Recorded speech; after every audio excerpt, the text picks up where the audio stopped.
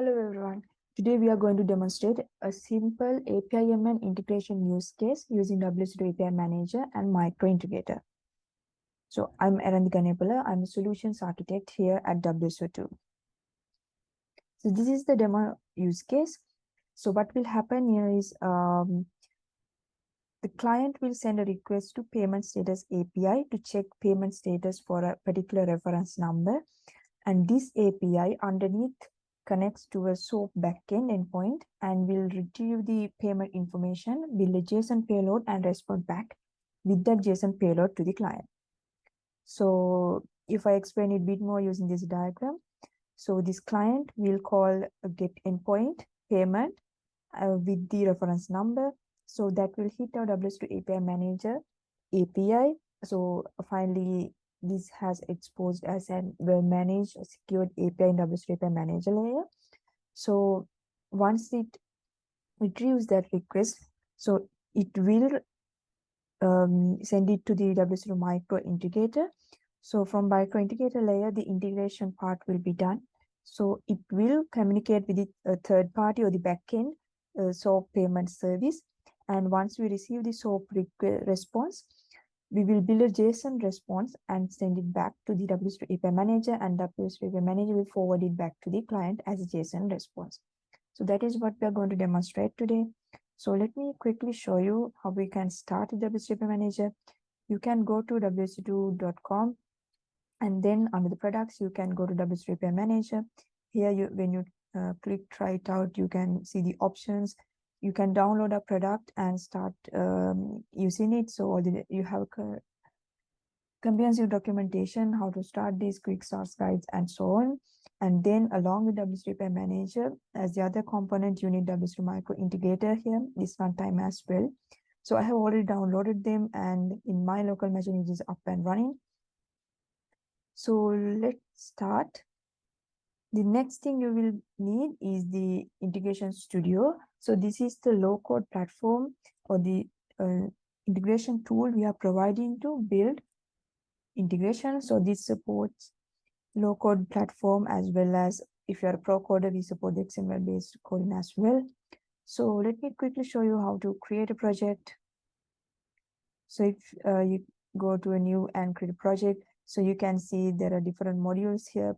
According to your need, you can select these modules. So if I briefly explain about these modules, so this is to create a data source. Basically, let's take an example like you have a RDBMS as a data source. So you can configure your RDBMS as a data source here. Then you need to do the CRUD operations against your database. In that case, you can create services to do the CRUD operations. Finally, expose them as services to the other parties. And then you can create Kubernetes or Docker artifacts and export them. And you can create a connector, and you can publish them as well. And you can create register resources and composite exporter. So this basically creates the artifacts you need to export. And then you have the ESB config. So I will show these two mainly with the project, because these two will be used in this demonstration. So once you tick these, your project name, and you can create project. So this is what I have already created.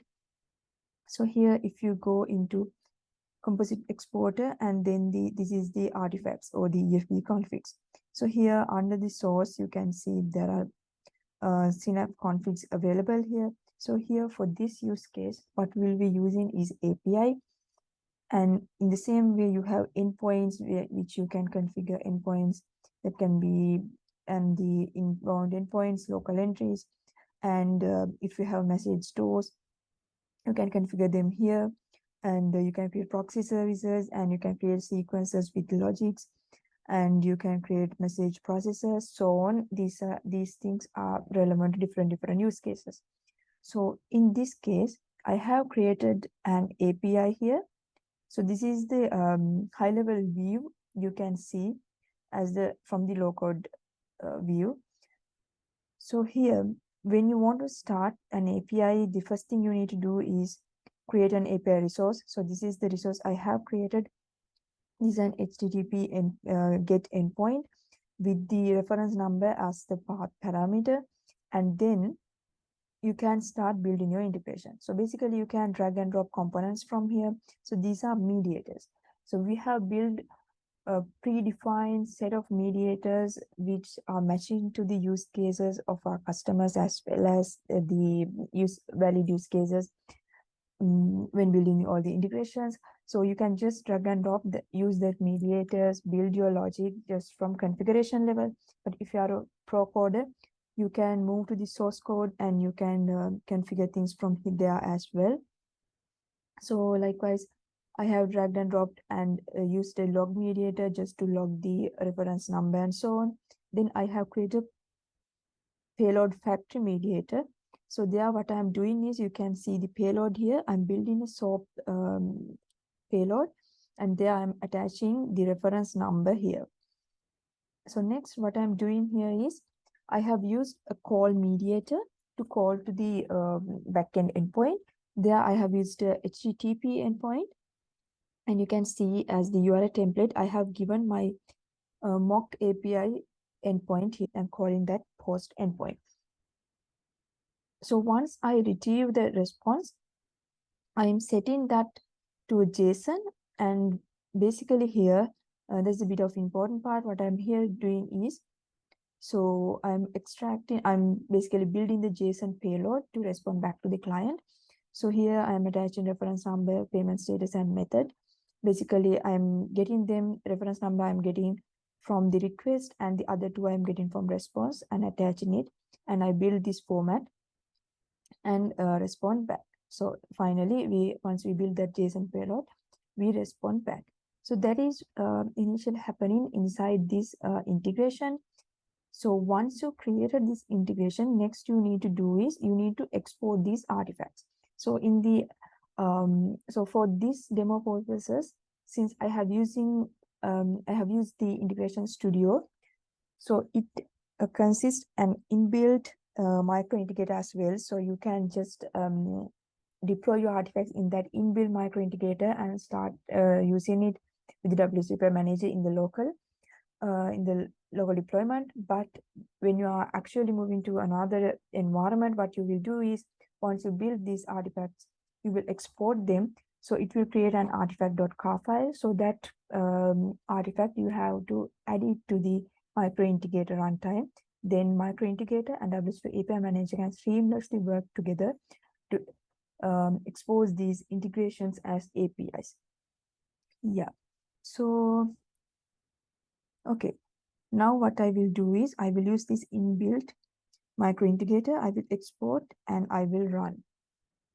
So here you can see the artifacts I want to export. And then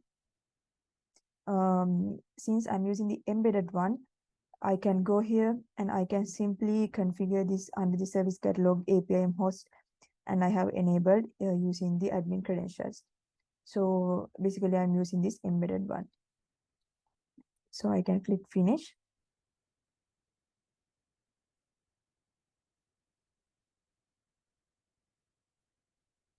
Okay. Started running.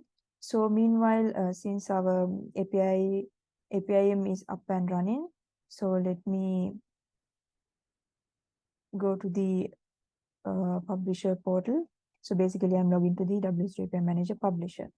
So once you log in here, I need you to see the services. So like I mentioned, when we have created services, so the one we created is a payment status API. So since WSO2 API manager can work with micro integrators seamlessly, since we enabled working them together, so when you go to services, all the services you have created and published, it will get listed down here. So this is the payment status API we created for this demonstration. You can go here, you can create an API simply like this from 2-3 button clicks.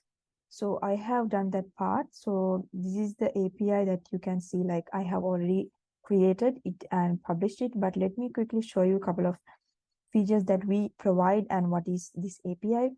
So if you move on to the portal configurations, so initially this contains the basic information of the API, like we can set the visibility of this API. We can restrict this API to be visible in the developer portal or only in the publisher side, and so on. And then you can add tags, you can add the URLs and so on from this basic information, and then the business side information, and then subscriptions. So you can create different business plans from administrative view, and then you can attach those business plans to this particular API. So I have used unlimited default one. And then you can create documents for this API here, and you can create comments, and you can reply to comments as well from this view. And next, if you move on to API configurations, and if you move on to runtime, you can see the different level of security. You can enable, disable from here. Basically, for the transport level of security, we have HTTP and HTTPS. If you need, you can enable mutual SSL as well. So, and for the application level security, I'm using O2, but we're supporting basic code and API key as well. Then course configuration, schema validation, those things you can do from here. And if you move on to the resources, you can see the get resource we created. It got listed down here. So basically for this as well, if you need to modify, if you need to add some more resources here, you can do it from this. And if you are more familiar with the Swagger definition or OpenAPI spec, so you can do the changes to your API from this view. And as the endpoints, this is the endpoint, basically the micro gateway endpoint, which act as the backend endpoint for API manager. So that is what it is here, and you can see it is not editable. It points to the WSO2 micro integrator backend. And you can add scopes to this API, and you can add different policies, properties, and you can do monetization for this API as well. So these kind of features in detail, you can see from our comprehensive documentation. And if you're deploying this API for the testing purposes, you can create different revisions and deploy them to different gateways before deploying it to your production environment. And from this API level itself, you can try out this API. And you can manage the lifecycle of this API from this view. So right now it is in published state, but you can again deprecate it or demount it to create state and so on. Basically, you can manage the lifecycle of the API from this view. So let me try out this API and show you. So we can go here, we can click, and we can give like a reference number and execute this. Yeah, you can see. So we are getting a JSON response. So once we are confident with the API, what we basically do is we go to the lifecycle management status, and we basically publish it to the developer portal.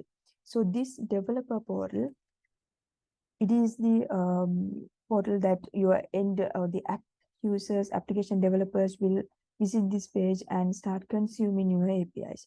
So you can see this payment status APIs is already published here. So we can try it out. Before that, you can subscribe and generate a key for this API using an application. First, we need to create an application. So let's create a payment application. And here also you can attach quotas for this, specifically for this application.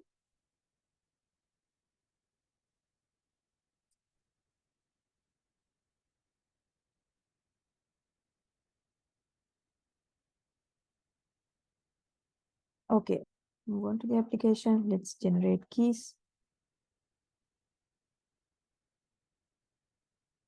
Yeah, let's generate keys. And let's generate access token.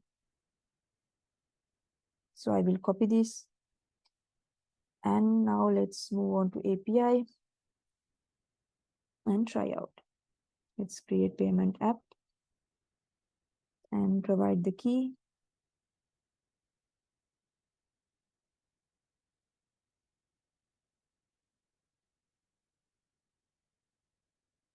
Yeah, you can see we retrieved a successful JSON response.